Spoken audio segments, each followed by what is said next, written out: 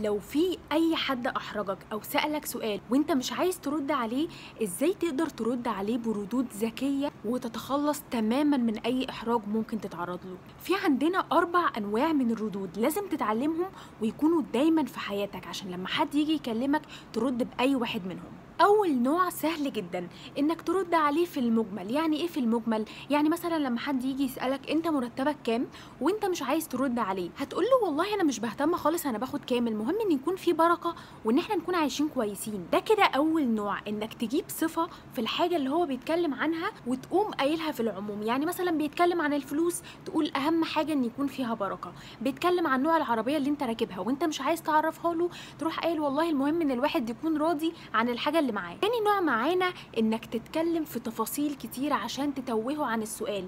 يعني مثلا لو حد بيقولك هو انت لسه في شغلك زي ما انت ما ترقتش خالص، فانت هتروح قايل له يا ده انا نسيت اقولك ده انا بيخلوا عليا كمية شغل مش طبيعية، ده كمان امبارح حصل في الشغل الموقف الفلاني وحصل كذا وكذا وكذا. فهو اصلا هينسى السؤال وهيركز في التفاصيل اللي انت بتحكيها.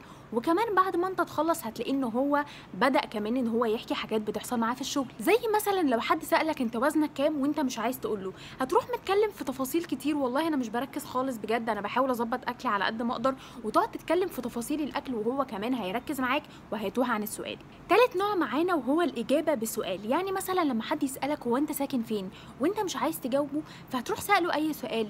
يعني مثلا هو انت قصدك قبل ما تنقل ولا بعد ما اتنقلت؟ طب هو المكان الفلاني زحمه في السكن وكده ولا الدنيا بتبقى هاديه؟ رابع نوع والاخير وهو انك ترد بتريقه وهزار.